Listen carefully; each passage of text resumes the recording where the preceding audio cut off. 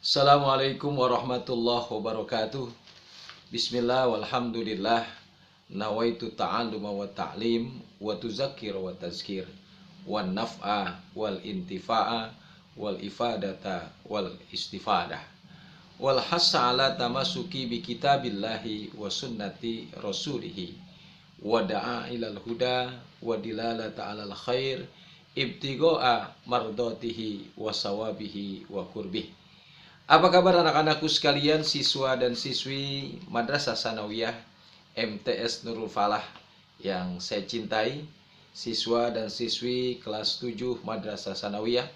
Tentunya pagi hari ini adalah pagi yang cerah buat kita semua, dan tentunya punya semangat yang luar biasa karena kita sudah ada di pertengahan semester kedua. Sebentar lagi kita mau melakukan ujian tengah semester atau ulangan tengah semester. Oleh karena itu, jagalah kesemangatan kita belajar untuk mencapai sesuatu yang kita harapkan. Manjada wajada, siapa yang sungguh-sungguh pasti dapat. Anak-anakku sekalian yang berbahagia, kita lanjutkan pelajaran fikih kita, solat sunnah mu'akad, ya. Kita sudah belajar solat sunnah mu'akad pada pertemuan yang lalu. Ada solat rawatib, solat yang mengiringi solat fardu, qobliyah, ba'diyah. Kemudian kita lanjutkan dengan solat tarawih, solat tahajud, kemudian juga solat witir sudah kita bahas. Kemudian selanjutnya yang kita bahas saat ini adalah solat sunat mu'akad, tentunya yaitu solat sunat Aid. Id kita tahu adalah solat sunnah yang dilakukan oleh kita, yaitu pada hari raya. Nah, sholat id ini itu sholat sunnah, dilakukan atau dilaksanakan oleh setiap muslim waktunya di pagi hari, ya, ketika matahari sudah terbit memasuki waktu duha. Di pagi hari tentunya sholat idnya ini di hari raya Idul Fitri dan hari raya Idul Adha. Hari raya Idul Fitri tanggal 1 Syawal. Hari raya Idul Adha tanggal 10 Zulhijjah. Maka setiap muslim itu disunahkan untuk melaksanakan sholat Id. Kalau Idul Fitri namanya Idul Fitri, kalau Idul Adha itu disebut dengan sholat Idul Adha. Itu hukumnya sunnah muakkad. Nah, sholat id adalah salah satu dari beberapa sunnah yang sangat dianjurkan pelaksanaannya oleh Rasulullah SAW. Bahkan karena begitu pentingnya, jika seseorang tidak bisa melaksanakan sholat, umpama karena sebab sedang datang bulan, atau sedang haid, atau dia lagi nipas, maka Rasulullah tetap menganjurkan untuk menghadiri pelaksanaan sholat ini, walaupun dia tidak mengerjakan sholat. Jadi orang yang sedang datang bulan boleh datang ke tempat sholat. Saking pentingnya tuh sholat Idul Fitri dan Idul Adha. Walaupun dia yang sedang datang bulan atau haid atau sedang nipas, bagi wanita tidak mengerjakan sholat id karena sedang ada halangan. Nah, Rasulullah Shallallahu Alaihi Wasallam pernah bersabda dalam hadisnya, amara Rasulullah Shallallahu Alaihi Wasallam fil fitri wal adha bi an nukhrijal awatiqa wal haidi wa zawatil huduri, rawahul Bukhari. Rasulullah Shallallahu Alaihi Wasallam telah memerintahkan kami, ya, para perempuan, pada hari raya Idul Fitri dan Idul Adha agar membawa gadis yang masih subur, yang masih muda, yang sedang haid, dan memakai cadar tutup ke tempat sholat pada hari raya. Karena kita tahu Idul Fitri dan Idul Adha adalah hari raya. Kita tunjukkan kebahagiaan, syiarnya dengan apa? Dengan bersama-sama berkumpul di tanah lapang, kemudian mengumandangkan takbir. Allahu Akbar, Allahu Akbar, Allahu Akbar. La ilaha illallah, wallahu akbar. Allahu Akbar walillahil hamd. Dikumandangkan takbir, menunjukkan apa? Kebesaran Allah, ya. Nah, orang yang sedang haid di tanah lapang berkumpul bersama-sama dianjurkan oleh Rasulullah walaupun mereka sendiri tidak melaksanakan sholat. Kemudian macam-macam sholat id seperti saya sudah sampaikan tadi. Sholat id itu ada dua. Satu Idul Fitri, kedua Idul Adha. Sholat Idul Fitri itu adalah sholat id yang dikerjakan pada tanggal 1 Syawal pada hari raya Idul Fitri, yaitu pada setelah terbit matahari. Nah, sholat Idul Fitri ini selalu berhubungan dengan puasa Ramadan. Puasa Ramadan, sebentar lagi kita mau bertemu dengan Ramadan, kita puasa, selesai sebulan penuh kita laksanakan puasa, datang dilanjutkan dengan apa?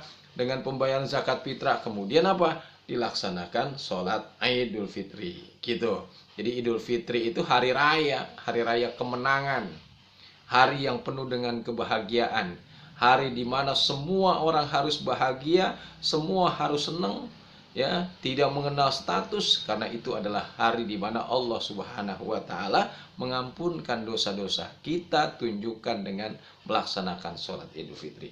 Kemudian yang kedua, sholat Idul Adha. Sholat Idul Adha ini adalah sholat yang dikerjakan pada tanggal 10 Zulhijjah. Ini berkaitan dengan apa? Dengan ibadah haji atau Idul Haji, atau juga berkaitan dengan ibadah korban pada hari raya Idul Adha. Nah, hari raya ini setelah sholat Idul Adha selalu berhubungan dengan apa? Dengan wukuf di Padang Arafah bagi mereka yang melaksanakan ibadah haji. Dan selalu dikaitkan apa? Dengan penyembelihan hewan kurban pada tanggal 10 sampai dengan 13 Zulhijjah. Dan itu adalah satu rangkaian dari sholat hari raya Idul Adha. Motong kambing bagi yang tidak melaksanakan ibadah haji pada hari tasyrik, ya, tanggal 11, 12, 13 ditambah tanggal 10. Di situ juga hari raya di mana umat Islam merayakan kemenangan dan kebahagiaan. Bagi mereka yang mampu dianjurkan untuk berbagi sebagai wujud rasa syukur kepada Allah. Inna a'tayna kal kausar fasholli li rabbika wanhar. Inna syani'aka huwal abtar. Nah, kemudian anak-anakku sekalian yang berbahagia, bagaimana tata cara sholat id? Nah, kedua sholat id ini dilaksanakan pada pagi hari setelah terbit matahari dan dilaksanakan sebelum khutbah id. Jadi kalau sholat Jumat khutbah dulu baru sholat. Kalau Idul Adha sholat dulu baru khutbah. Itu tata cara pelaksanaannya. Sholatnya 2 rakaat, ya. 2 rakaat sebelum membaca suratul Fatihah, 7 kali takbir rakaat pertama, 5 kali takbir rakaat kedua.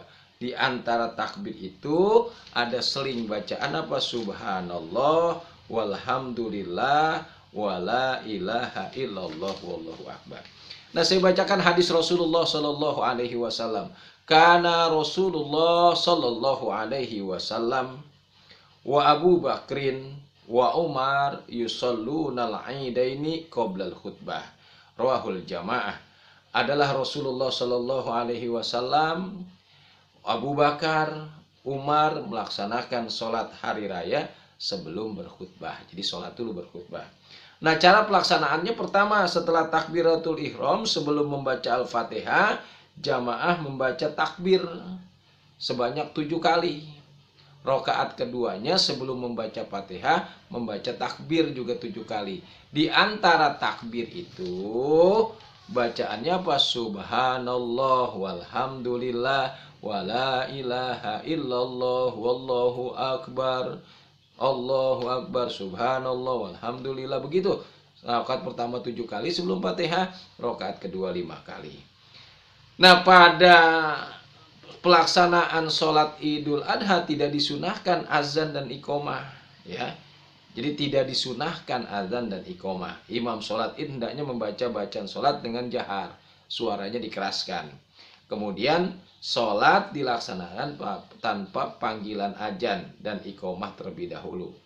Nah, sunat-sunatnya ketika kita hari raya, terkhusus pada pelaksanaan hari raya sholat id, Rasulullah menyunahkan umatnya agar apa? Agar melakukan beberapa hal. Ini boleh kita ketahui dan kita pahami karena bagian dari sunnah Rasulullah. Sebelum maupun sesudah melaksanakan sholat. Satu, apa sunnahnya? Sebelum berangkat sholat, hendaknya mandi dan keramas. Artinya niat mandi besar. Soli nawaitul gusla lirofil hadasil akbari min yaumil aidain. Nah, saya niat mandi besar karena hari raya Idul Fitri umpama begitu ya. Nah, disunahkan tuh mandi dan keramas, mandi besar. Kedua, bagi laki-laki disunahkan juga memakai wangi-wangian. Jangan bau apek, jangan bau buluk ya. Pakai wangi-wangian. Sedangkan bagi perempuan dilarang untuk memakai wangi-wangian. Kedua, pakai pakaian yang terbaik. Kita bajunya baju baru disunahkan. Makanya ada tradisi pakai baju baru karena dalam pelaksanaan sholat id itu disunahkan untuk memakai pakaian yang terbaik. Namun demikian, memakai pakaian baru pada hari raya itu tidak menjadi sesuatu yang wajib. Ya, cukup pakai pakaian yang terbaik. Kemudian makan pagi atau sarapan sebelum berangkat sholat id. Nah, kalau idulnya Idul Fitri, sebelum berangkat makan minuman minimal segelas air, seteguk air kita minum. Menunjukkan apa? Hari raya Idul Fitri itu hari dimana diharamkan untuk berpuasa. Tanggal 1 Syawal jangan berpuasa, haram karena hari raya, gitu kan? Nah, kalau hari raya Idul Adha itu disunahkan tidak makan dulu, tapi makannya nanti setelah hari raya sholat Idul Adha. Keterangan di atas selaras dengan sabda Nabi. Hadis Nabi, kana Nabi sallallahu alaihi wasallam la yagdu yaumal fitri hatta yakula tamarot. Nabi telah pergi mengerjakan sholat pada hari raya Idul Fitri sehingga beliau memakan beberapa biji kurma. Jadi sebelum berangkat Nabi makan biji kurma. Hadis Rasulullah, kana Nabi sallallahu alaihi wasallam la yakulu yaumal adha hatta yarji'a. Nabi tidak makan pagi hari raya haji, tapi baru makan setelah Nabi pulang dari sholat Idul Adha. Kemudian yang berikutnya, yang sunnah melewati jalan yang berbeda saat berangkat sama pergi. Itu sunnah tuh. Perginya kemana, berangkatnya kemana. Itu disunnahkan. Jadi anak-anakku sekalian yang berbahagia, bahwa kita disunnahkan ketika kita melakukan perjalanan sholat Idul Fitri dan Idul Adha, berangkat dengan perginya itu dengan melewati jalan yang berbeda. Karena Rasulullah Shallallahu Alaihi Wasallam itulah yang beliau lakukan. Anna Rasulullah Shallallahu Alaihi Wasallam akhadha yaumal Aid fi tariqin summa roja'a fi tariqin ukhra.